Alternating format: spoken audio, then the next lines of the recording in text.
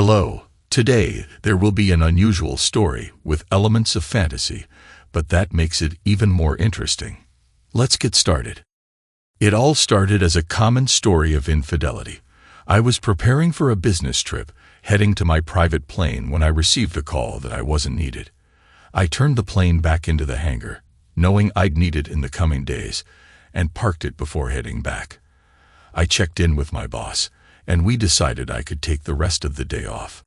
It was almost 4 o'clock, and by the time I got home, it would be nearly 5:30, about the time my wife usually returned. I planned to surprise her and take her out to dinner. I was right about the surprise, but she surprised me even more.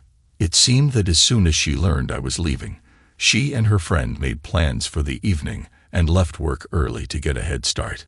When I saw her car alongside another unfamiliar vehicle in the garage, I feared the worst.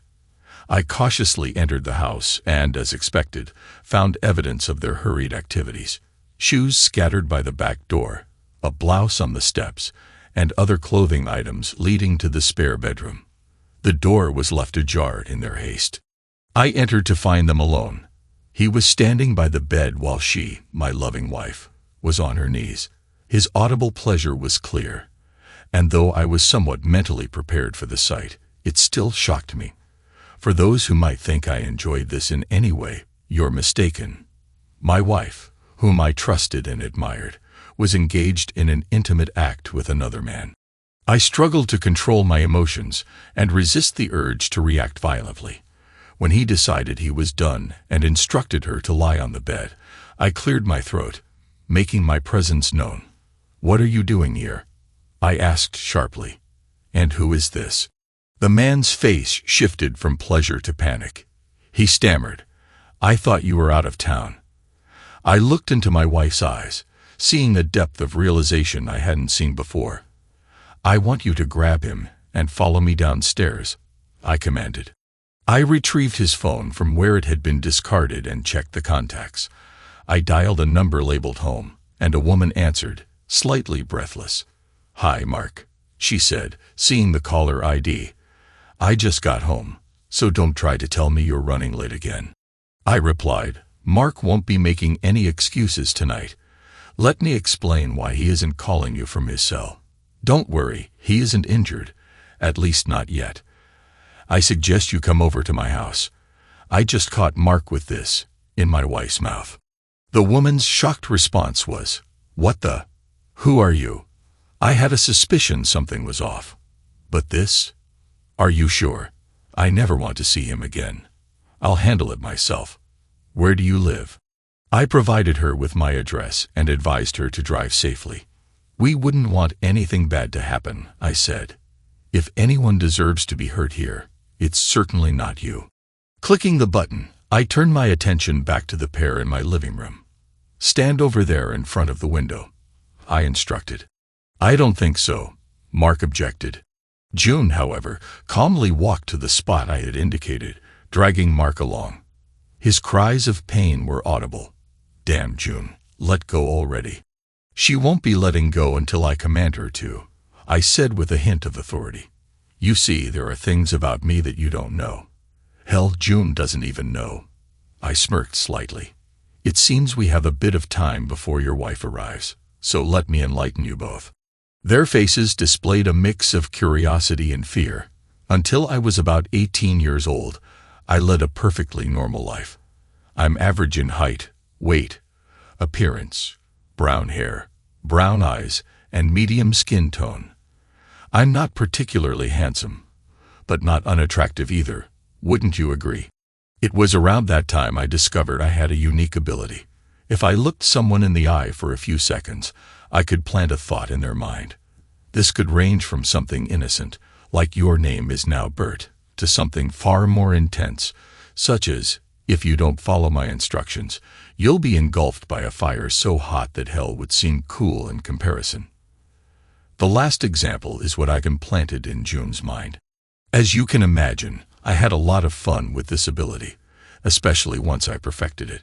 For instance, there was a bully from high school whom I made believe it was acceptable to moon the entire graduation crowd. I've played many pranks, and used my power to avoid minor trouble with the police. I've also used it to have memorable evenings with women, ensuring that if they initially rejected me, they would change their minds and engage in activities that would make others blush. One notable incident involved the daughter of a local Air Force general. When her mother walked in on us, I was struck by her attractiveness. I persuaded her to join us, but the general arrived before we were done. He intervened aggressively, but I managed to explain that I could influence people's thoughts deeply, more effectively than hypnosis. Homeland Security saw the potential for interrogation and intelligence gathering. I negotiated a deal with them. A 6-figure salary, a small plane, and they would maintain it as long as I performed certain tasks. My official job title is troubleshooter, which explains any sudden calls to action.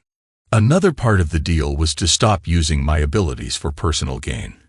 Eventually, I found that I preferred genuine connections with people who like me for who I am, not because I manipulated them. June was an exception to this preference, and now I'm facing the consequences. We had talked about starting a family soon, but with everything going on, I'm eager to find out what's really been happening. I glared at Mark while we waited, deciding to gather some photographic evidence of their affair for potential future use. I instructed June to kiss him and gently touch his chest while I took pictures. I snapped about a dozen shots before I heard a car pull up in the driveway. I commanded her to stop and return to standing by the window. Setting my camera down, I went to the door and opened it just as she was about to ring the doorbell. "I take it that you're Mark's wife." I greeted her. "I'm Cliff Derringer, and I believe that is your husband, Mark, standing next to my wife, June." "I wish I could say it was nice to meet you," Darling replied, glancing at the scene before her. She walked over to Mark, who cast his eyes downward, then stood in front of June, who also looked down in shame. Darling smacked Mark across the cheek, causing his head to whip to the side. "Have you no shame? Couldn't you at least put some clothes on?" "Darling, that's my fault," I said. "I thought it would make them feel some shame and regret for what they did, not just for getting caught." "Look at that," Darling commented. "She won't even let go of him. What kind of shameless woman did you marry, Cliff?" "Again, that's my fault," I responded. "It makes him easier to control." "Watch this," Darling said as June squeezed Mark. "Why did you do that?" Mark interrupted, his voice strained. "What did I do to you?" he added. "That's your stupid question," June replied. "Ease up on the grip, but hold on." I briefly caught Mark's eye, which was all I needed. "I want you both to tell us the truth now," I instructed. "No spinning things to make yourselves look better. You will tell us everything, no half-truths." "Let's start with Mark. What's the story here?" Mark began. "We first met back in high school. The possibility of this affair starting before our marriages entered both Darlene's and my own minds. We began dating in January of our senior year, just after the second semester started. June and I were from different crowds, so we hadn't met before that. When we sat near each other in our science class, we hit it off. We were steady almost from the beginning and spent as much time together as we could. It was just after Easter break that we first, were intimate in the back seat of my car. After that, we were inseparable and never had a major argument. I was completely in love. Then she left. It was May 2nd, he continued. I remember it well. I went to pick her up for school, and her dad told me she was gone and not coming back. He told me to leave and never ask about her again. I was heartbroken and thought she had run away from me. I couldn't understand what I had done wrong. I kept returning, begging for information about her whereabouts or reasons for leaving. Her parents wouldn't tell me anything and threatened to call the police if I returned. They did call the police, who took me to the station and discussed the situation with me. My folks came, and the officer released me with a warning that I'd be arrested if I went back. I was devastated and alone. I finished my senior year and joined the Army for 4 years to escape my pain and loneliness.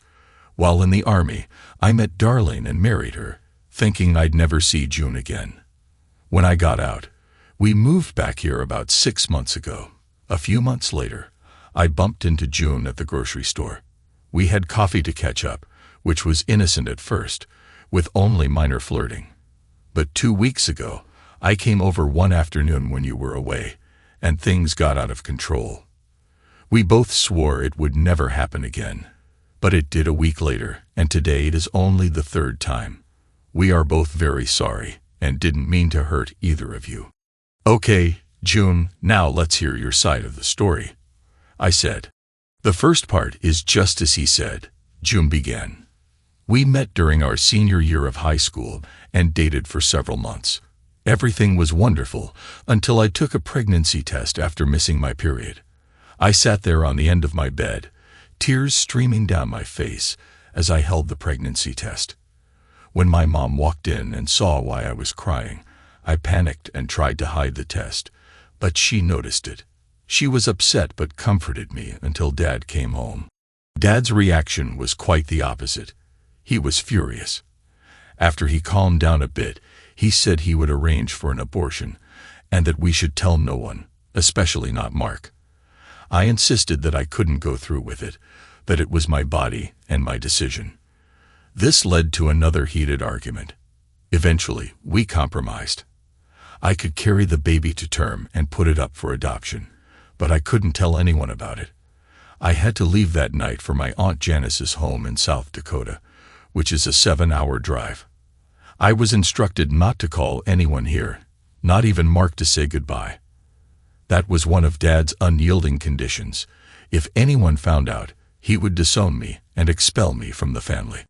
So, you have a child out there somewhere that you never mentioned to me? I asked June. June replied, I went to Aunt Janice's and finished the school year there. I couldn't attend any classes that fall because I would be showing, which would violate our agreement.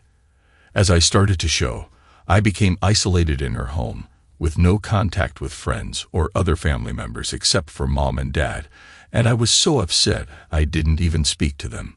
My world became my aunt, myself, and the child growing within me. I think my depression worsened when I was about 6 months along. When I got past that, I returned home only to find that Mark had joined the army and his family had moved away, having only stayed until his graduation. I felt so awful that I moped around the house for months until Dad convinced me to get a job to help me move on. I worked at Dr. Jensen's office and began dating after a while. About a year later, I met you, Cliff. Our life together was wonderful and made me forget all about Mark until we ran into each other in the grocery store. Well, isn't that just a sweet and innocent tale? Darlene remarked with a snide tone. A tale of teenage love, desire, and betrayal. You both promised to love each other. And if this is how you show your love, I should return the favor by kicking you both out. So, were you planning to leave us for each other, or what? No, Cliff, June replied quickly. I love you. I didn't want to leave you. Mark looked surprised that he wasn't June's first choice, but said nothing. So, did you think I would accept your affair, or did you think you could have your cake and eat it too? Cliff continued. Did you really believe that you could cheat on me with Mark, giving him what is rightfully mine, as long as he wanted it? June responded, I didn't really think it through like that. I didn't want to leave you unless Mark left, darling. I guess I didn't fully realize how much it would hurt you. Cliff asked, What do you think, darling? Do I have a loving wife, or what? Darlene answered, I can't say I'm any better off. Mark and I were dating for about a year when I got pregnant with Joey, our son.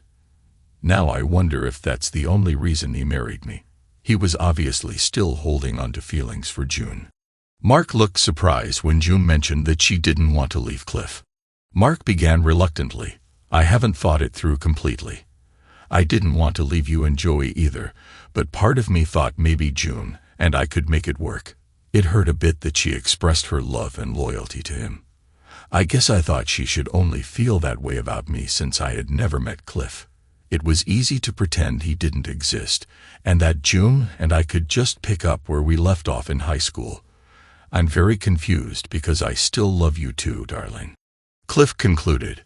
They didn't betray each other, but they definitely betrayed us both. June and Mark started to protest this, but as they considered Darlene's observation, June clarified, it's a different kind of love. It's not more for one and less for the other. The love I have for Cliff is a mature, trusting love, a comfortable love. When I'm with Mark, I experience the intense emotions of first love, which never had the chance to fully develop. Do you remember when we married and took vows in front of many people to love and cherish each other, forsaking all others? You made a promise to love only me, and I promised to love only you. I don't recall a clause that allowed for any indiscretions. So, what other promises have you broken? Have you always been faithful to me since we married? Yes, June responded. That seems to call for more explanation. Have you ever done more than just flirt with someone else? Not since we were married, June said. What about when we were dating? Well, when we began dating, we weren't exclusive. I was still seeing someone else when you asked me out. I continued seeing him until we agreed to be exclusive. I didn't tell you about a few occasions when we met up just for physical intimacy. I felt bad about it because I had just ended things with him for you. So, you started lying and cheating on me almost from the beginning. How many times did this happen? We only met up a few times, June said. They didn't mean anything to me. They sure mean something to me, Cliff replied. They mean that you were unfaithful and deprived me of the time we could have spent together. No, Cliff, June said. These instances were only on nights when you were away on business. We wouldn't have been together anyway. That means you had to contact him to arrange these meetings. Even if you convinced yourself it was just a mutual arrangement, you initiated it. It sounds like premeditated cheating to me. It wasn't like that, June said, but her head hung in silence. When did you finally end things with him, and why? The last time was 4 months before we got married. It was a farewell meeting, because he was transferred to another city. Before that, our last meeting was just 2 months after we started dating. So, it could have continued as long as an excuse was available, couldn't it? I was really just trying to make sense of it all, June said, her voice breaking. I turned to Darlene. Is there anything else you need to confess?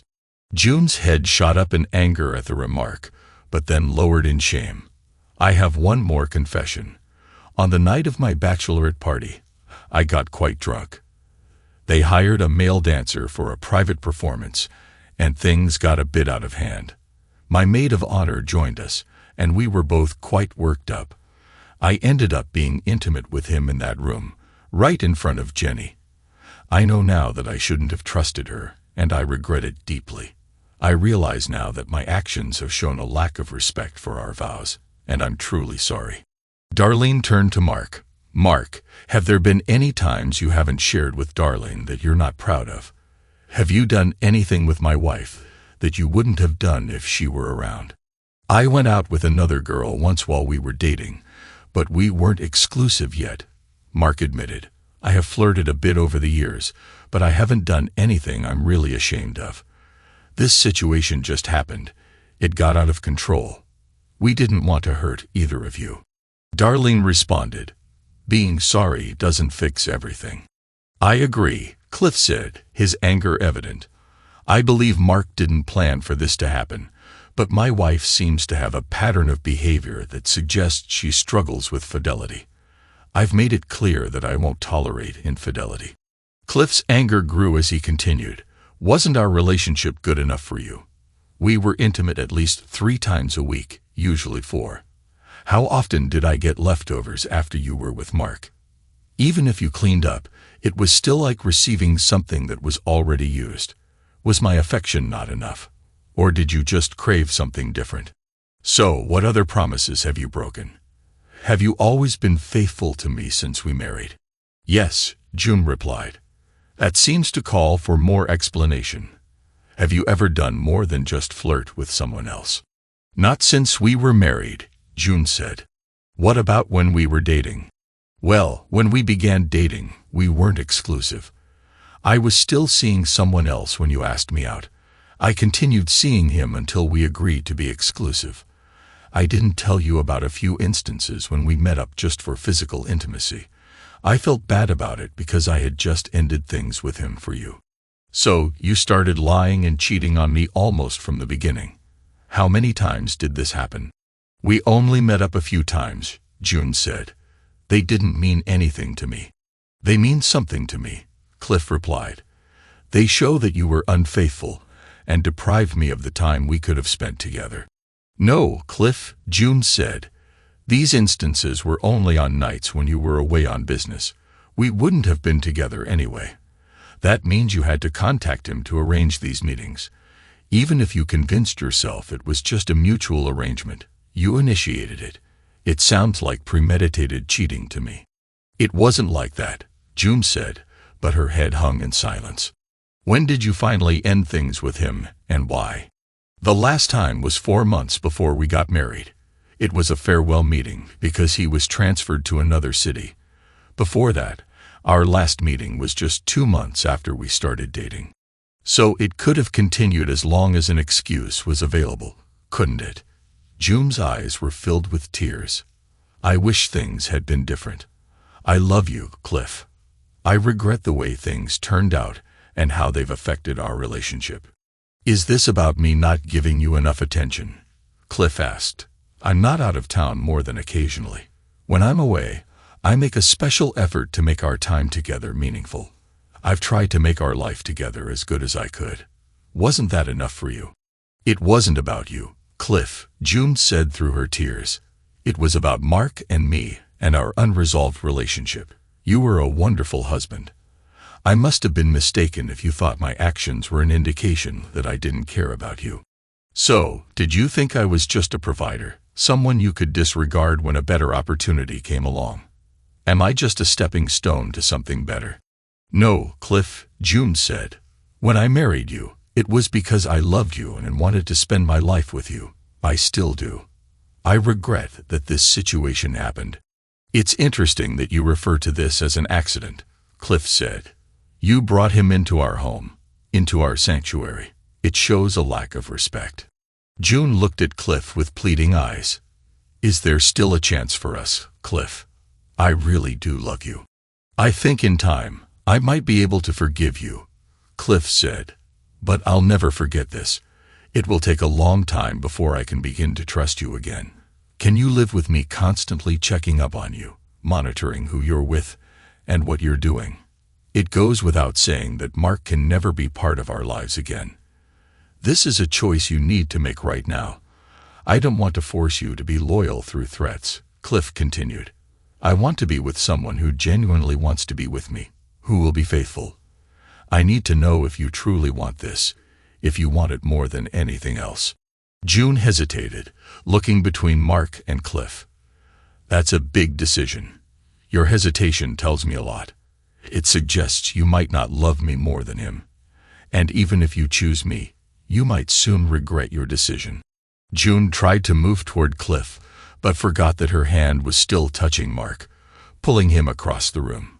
She realized and stopped, dropping to her knees in tears. Please, Cliff, give me another chance.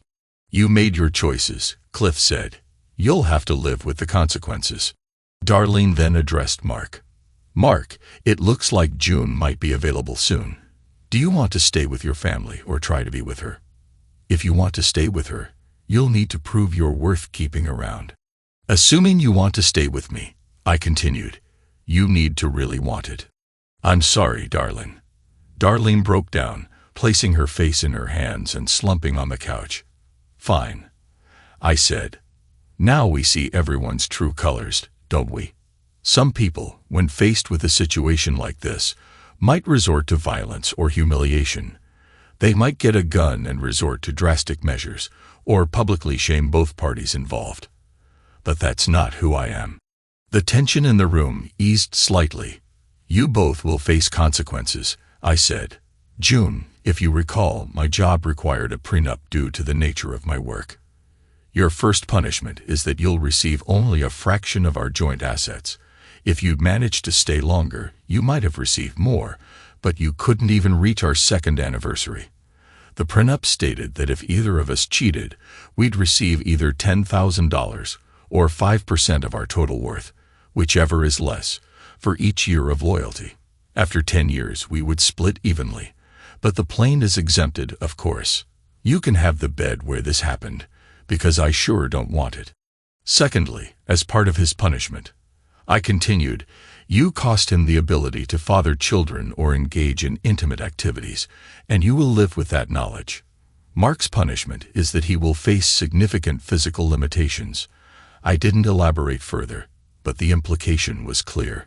Darlene looked at us with a mix of confusion and disbelief. "Come with me to the kitchen," I whispered, leading her out of the room. In the kitchen, I explained that I had used a form of mental influence to ensure that Mark's actions would have lasting repercussions. This may seem drastic, but Mark's actions warranted a strong response. I haven't caused any physical harm, but I want to ensure he understands the severity of his actions and never repeats them. Darlene managed a small smile. I didn't expect to see that today. But it's a nice smile. Please don't lose it. I know this is a tough time for you and Joey. Promise me that if you need anything or just want to talk, you'll call me. I'm not a bad guy. I care about helping you. I'll be focused on my work for a while to process everything. I don't care about helping you. I'll be focused on my work for a while to process everything. You've gone from a complete family to a single parent with a young child. I said, that's a big change. My life won't change as much. I have my family's support, and I'll get by with their help. You might need to decide if you should kick Mark out or move out yourself. It would be better to stay for Joey, but I understand you might not be able to afford the house. Talk it over with your family. They know your situation better and can offer more objective advice. I will, Darlene said. In the meantime, make it clear to Mark that he's no longer welcome. I'm serious about helping you and Joey. It could be therapeutic for me as well. No strings attached. As we returned to the room, we heard raised voices. Mark and June were arguing. Why did you pull my balls off? I can't believe you did that, Mark said. He made me do it. I had no choice. I didn't see him force you, June replied. I interjected. Your actions led to this. You both got what you deserved. Mark, your actions made 4 divorce lawyers happy, but they left your spouses and child very sad. This is the first time since we've been married that I'm actually glad we don't have a child. Cliff, please reconsider. I'll try hard, I said. You made what should have been an easy decision difficult. You hesitated. I said, part of you still wanted both of us. That might work for people who cheat, but it won't work for me or Darlene. We both understand that for any relationship to have a chance, there must be love, trust, and respect. Maybe you think you love us, but we don't feel there's any respect or trust left. The reality of the situation finally seemed to hit her, and she collapsed, sobbing uncontrollably. I hoped they would find the happiness they thought they would have together, because Darlene and I were done with him. Period. I gave them a quick look and told them to forget what I had said about my job and my power of suggestion. I told them to remember today's events, including the impact of their actions, and that Mark should publicly acknowledge their wrongdoing. Mark should not contest the divorce. Darlene spoke up. Joey needs to be picked up from the sitter, and I need to get home. Mark, I don't know where you'll be sleeping tonight, but it won't be with me. Don't come home tonight. When you find a place to stay, we'll arrange to get your things out of here. Goodbye, Mark. Cliff, hooker, she said, grabbing her purse and walking out the door. Mark yelled after her and started to run out, but he remembered his lack of attire and ran upstairs to get dressed. 30 seconds later, he was mostly dressed and out the door. I turned to June. Don't just sit there. Get dressed and get out.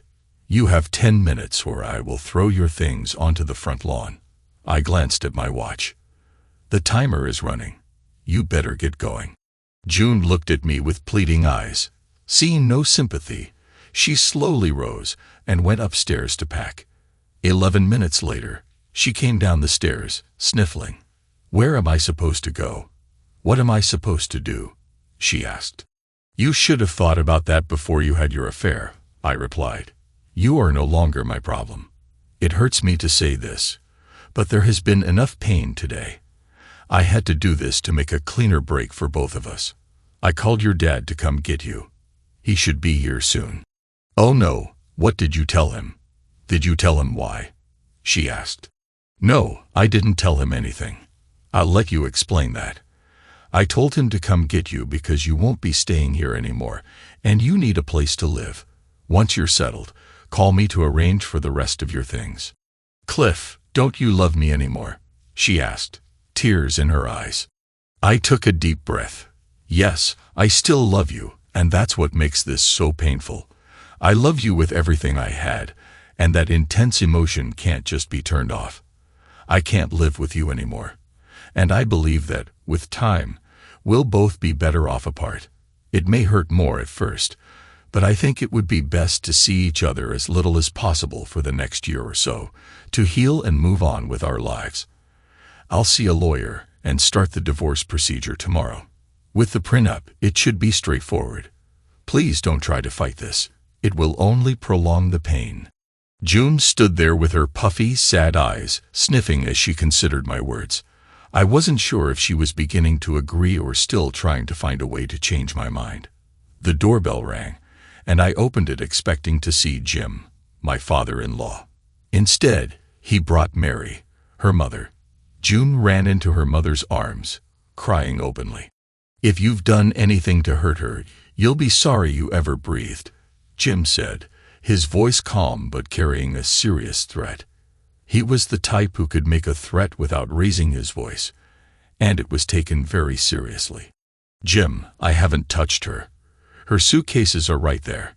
She'll explain what happened when she can stop crying." "You're kicking her out. What did she do to deserve this?" Jim asked. "I'd rather she tell you herself. It's too painful for me to go through it again," I replied. June and her mom headed to the car, with Jim picking up her suitcases and keeping an eye on me.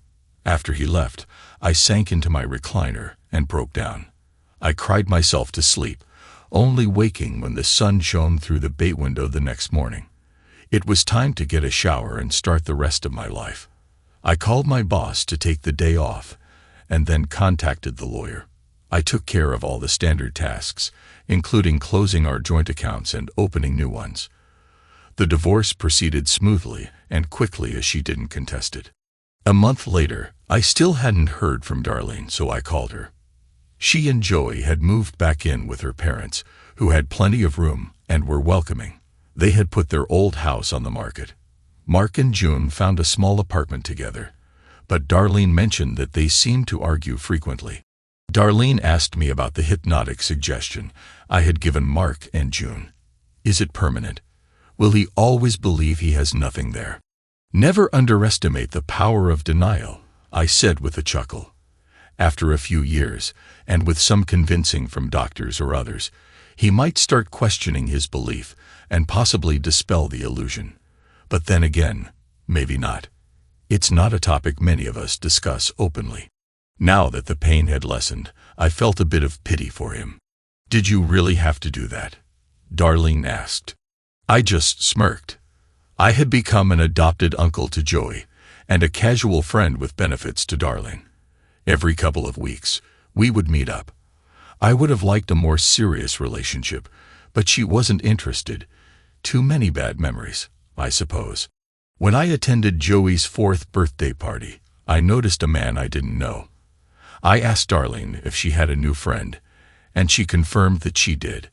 I told her I didn't want to intrude, and that she knew how to reach me if needed. She was married to him 7 months later. The presence of this new friend at the party was a sign for me to start dating again. I began seeing a nice woman I met at the mall. We've been together for several months now, and I'm starting to trust her, though I'm more suspicious than I'd like to be because of my past experiences. It had been 14 months since the divorce when I ran into Mark at the grocery store. Ironically, he told me that due to his inability to satisfy June, she had cheated on him, and he had kicked her out. much like what happened with me. I felt some sympathy for him, knowing exactly what he was going through. "So, Mark, do you think you've learned your lesson?" I asked. "What lesson are you talking about?" he replied. "Will you ever cheat or have intimate relations with a married woman again?" I pressed. "I wouldn't even if I could," he said. "My ex-wife is constantly angry with me and keeps me from seeing Joy as much as I should. The girlfriend I cheated with also cheated on me, and now I'm alone, eating TV dinners every night. Sometimes I wonder why I keep going on. I can't even find solace in the usual ways." "I'm sorry for the part I played in the affair," I said. "You need to keep going because Joey needs you, even if you made mistakes. I know some people who can help with your situation in a way you won't even notice. I can't promise anything, but I'll see what they can do for you. On Friday night, drink some whiskey and pass out in bed. When you wake up, you might find a pleasant surprise," I added. "I promise I won't say a word," he replied. "Good. And if I find out you've cheated again or had relations with a married woman other than your wife, I'll come by and make sure you don't have that issue again." "I understand," he said. "Thank you, Cliff. If this works, I'll owe you one. If you ever need anything, I'll be there for you. You have no idea how much I've suffered." "Let's see if they can help you before you do something drastic," I said. "Remember, keep this to yourself." I gave him a knowing look as I walked away, hinting that his equipment would be back, though he'd have a hangover too. About 6 weeks later, I ran into Jim and Mary at the mall.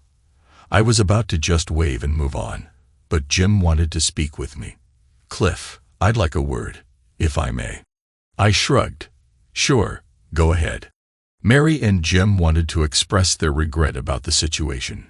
Jim said he felt it was partly his fault due to their reaction to her pregnancy. They wanted to apologize and hope that I could forgive them. "Jim, Mary, you didn't make her do anything. It's true you could have been more supportive, but I know you were trying to do what you thought was right. Hindsight is always clearer. I hold nothing against you, so there's no need to apologize." "Thanks, Cliff," Jim said. "We appreciate that. We also want to let you know that we sent her to a therapist. Initially, it was to help her deal with the aftermath of the affair, but she had a lot of issues to work through. She's getting better. The therapist suggested it would be beneficial if you could attend one of her sessions. You don't have to be there if you prefer not to, but it would help her." "I understand," I said, knowing it meant revisiting old wounds. "I'll think about it." Jim and Mary left, and I took a moment to reflect on everything. She doesn't even have to be there if you want. I know it means reopening old wounds, but it would aid her recovery, and that's important to Mary and me.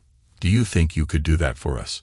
I stared at them for a moment, taking in their sincere and hopeful expressions. They were good people who had made mistakes, just as I had. Despite everything, their friendship still meant something to me. I sighed. "Let me know when and where, and I'll do my best to be there." Their faces lit up with relief. "Thank you so much, Cliff. We'll call you as soon as she schedules it with Dr. Faraday. Her regular session is tomorrow, but can you make it next Thursday at 4? We made the arrangements, and as luck would have it, I was able to attend. I arrived at the office 5 minutes early and found June waiting in the anteroom on the couch. She smiled pleasantly, but there was a reserved quality to her demeanor. She seemed unsure of her standing with me and didn't want to overstep. "Hello, Cliff," she greeted, her voice warm. "You're looking well." She was dressed in a navy skirt and jacket with a white blouse underneath, buttoned conservatively, a professional look that subtly hinted at familiarity without revealing anything explicit. "June, you look as good as I've ever seen you. This doctor must be helping." "Thank you. I really appreciate you coming today. It means a lot to me and my parents. I just want to be honest and let you know that this isn't going to lead to reconciliation. I can't live like that." "I understand. I've prepared myself for that, though I'd be lying if I said a small part of me doesn't still hope for us. I guess you've heard about Mark and me." "Yes. And please don't take this the wrong way, But it didn't surprise me. You've always had a high desire, and with Mark not being able to meet those needs, it seemed like you were bound to struggle. I understand. Dr. Faraday has helped me understand why I acted out the way I did with you and Mark. He's helped me address a lot, including my pregnancy and miscarriage. We believe that was a major factor in my behavior. I'm not sure how much I can help you now. It feels like part of a 12-step program where I'll admit the mistakes I made, apologize, and try to make things right if possible. It's a healing process for me to forgive myself, so you can if that's even possible. I thought the 12-step program was for addictions, I said. It is, she replied. I realized that I was struggling with sex addiction. She continued. After Mark and I broke up, I went out every night, picking up strangers, sleeping with anyone who showed interest. I was often drunk, and between the alcohol and the intimacy, I ignored the pain. My parents found out and got me help. Luckily, I didn't contract anything serious. I'm much better now and haven't been involved in any intimate activity for over 3 months. The room fell silent as I processed this revelation. Just then, the doctor arrived and ushered us into his office. The session was intense, but afterward, I felt a profound sense of emotional release. Cliff, thank you again for coming today, June said as we exited the building. Would you be open to having coffee or a meal together? I don't think so, not today. I've had enough turmoil for now. I want you to know that I feel bad about how things ended between us, especially since you struggled so much. Maybe someday we can be friends, but not right now. I understand, Cliff. I would like us to be friends eventually. You mean a lot to me. As we stepped out, she headed toward her car, and I headed in the opposite direction. I'm parked this way, so I guess this is goodbye. Good luck with your recovery. I gave her a quick peck on the cheek and walked towards the setting sun. June watched my silhouette receding, a tear rolling down her cheek as she saw me walk out of her life one last time. Thanks to everyone who took the time to listen to today's stories. If you enjoyed it, please consider liking and subscribing if you haven't already. Feel free to share your thoughts on the events in the comments below. Take care.